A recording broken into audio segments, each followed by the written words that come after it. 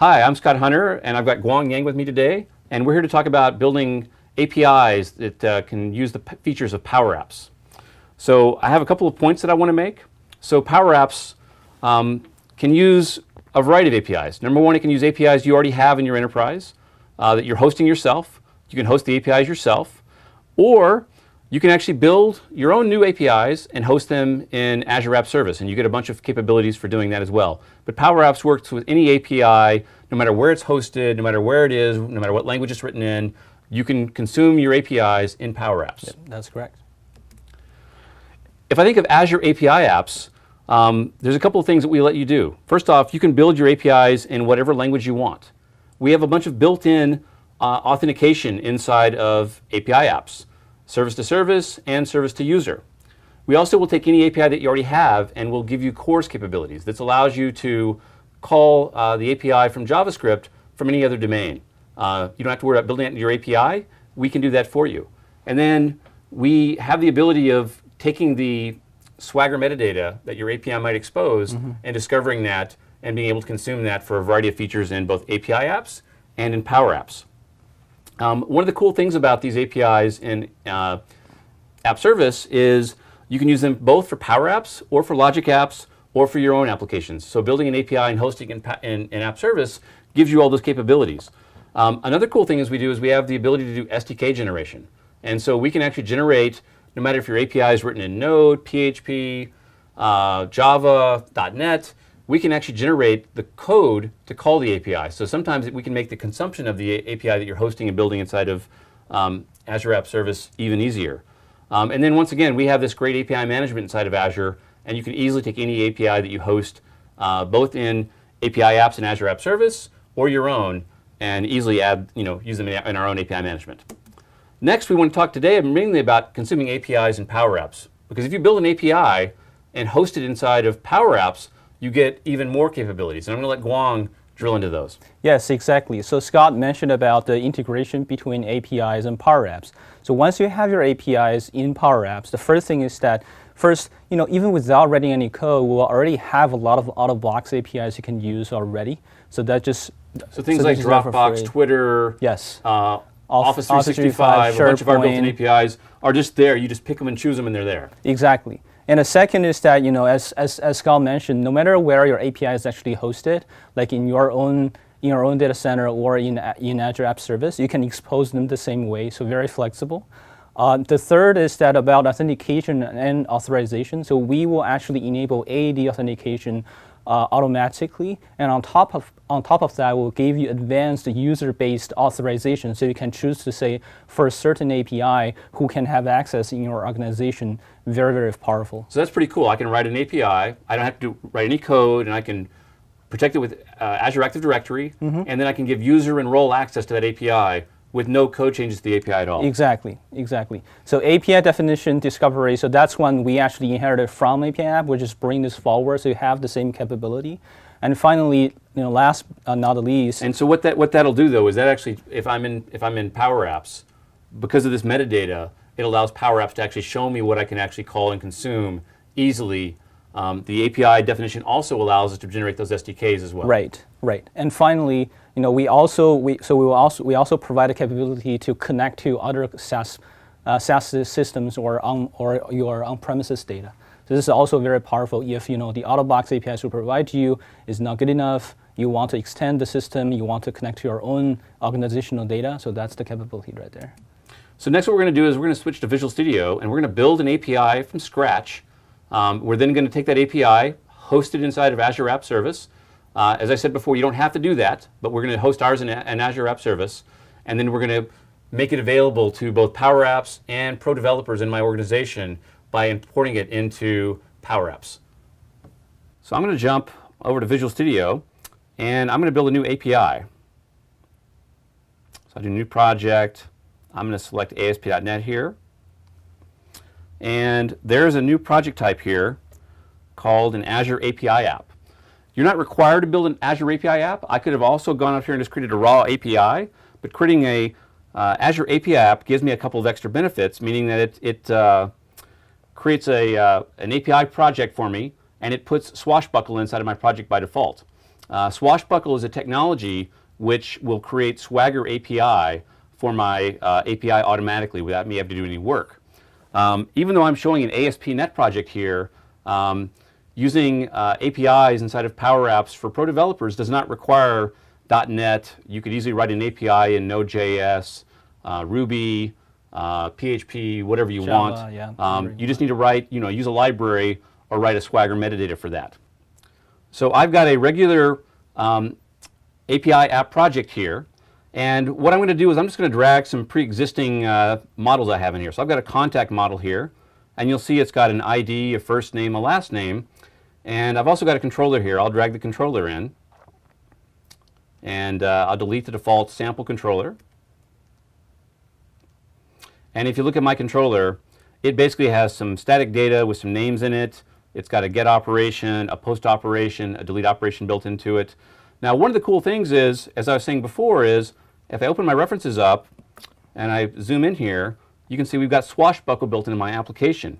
And as I mentioned earlier, that provides metadata for my app.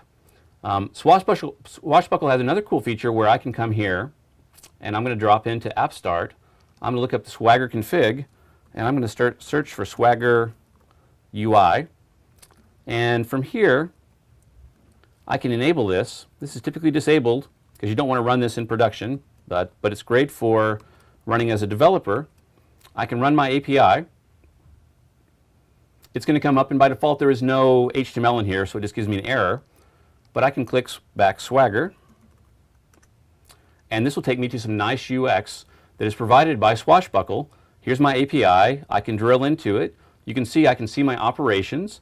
I can click an operation. It's going to show me an example of what the schema would look like. I can even press try it now.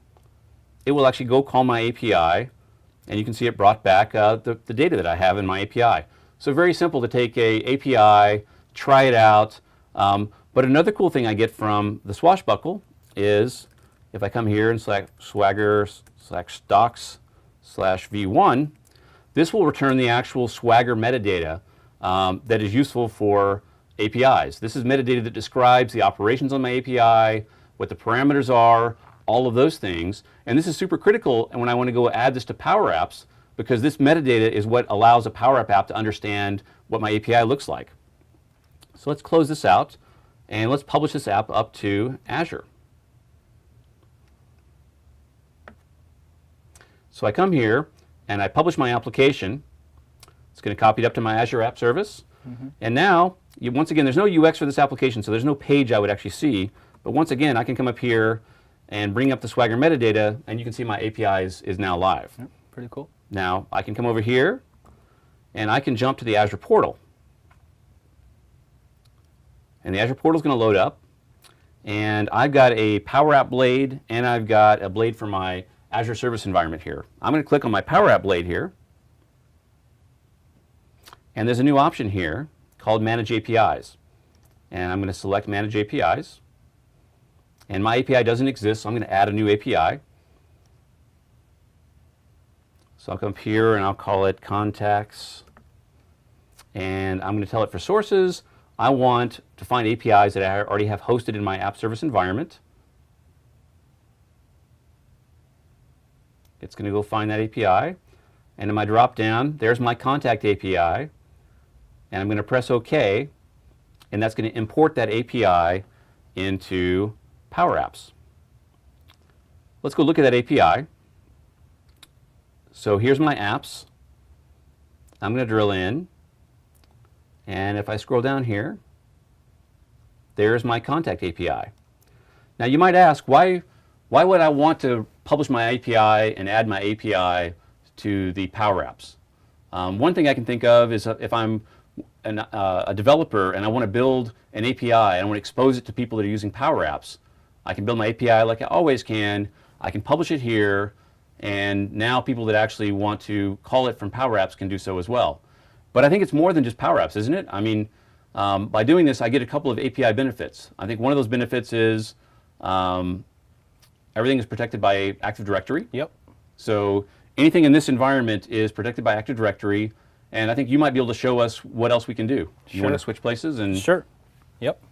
Now, as Scott said, this web app is actually your backend running your API code, and then here we're doing an extra step to actually, add an API, add a managed API on top of that. And the benefit of doing so is that if we go, so this is the web app that's actually running our backend, and remember that we didn't really write any code or configure anything to say, hey, I want what kind of authentication I have. So if we go back to this app service environment, and then we go to manage APIs. I see it there. Okay, so you see the context here. Now this is the API that we just added, and it's backed by the web app.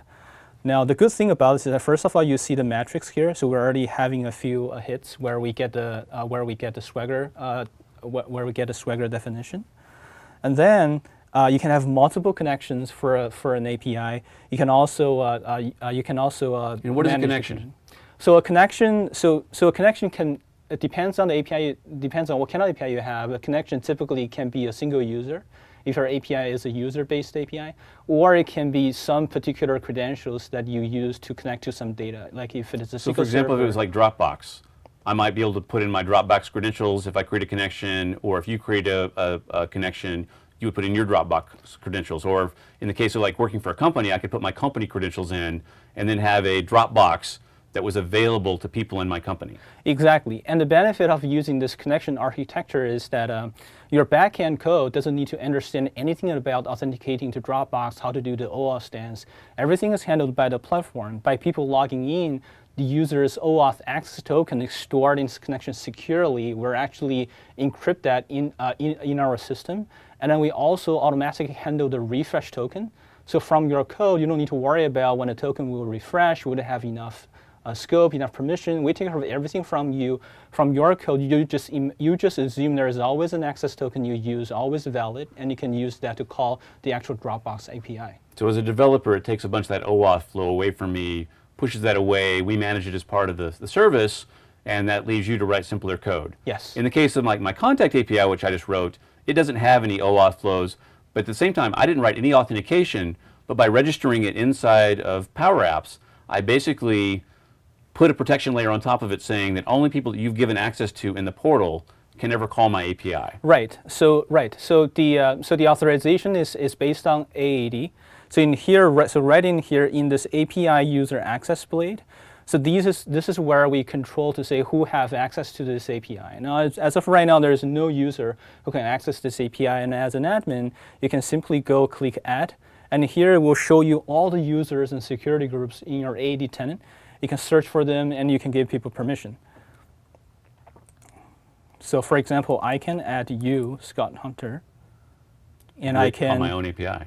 Yeah, I can add you and your organization, so which is a security group. Yep. So I can add these in here, and this simple. I'm giving people access. I'm giving people the ability to use this API. So the benefits you're going to see here is if you're building APIs inside of your company, by registering them with the Azure App Service, we give you the ability to protect your API with AD authentication. You can control which users and groups have access to your API. If your API is an API that might talk to a third-party SaaS service like Dropbox or Twitter or something like that, we can provide all of the OAuth flow for you without having to write that code inside of your actual API itself. Yes. And then also, any API that I expose here, any PowerApp user can use as well. Yes. And yes, so exactly. pro developers can use the API, PowerApp users can use the API, and we take a lot of the security and auth work away for you. Yes, there is one more thing that is worth mentioning is that if you go into the settings blade of this API, you see that there is a policy blade here. Now this is actually the API management policy that we're putting here. So you can use all the familiar API management policies. You can put in here to even further control and govern your API. For example, you can put throttling here. You can say, I want to change the shape of my API a little bit. I can manage version a little bit. So all this kind of flexibility and the power of existing API management policy, you get them in here as well. Awesome.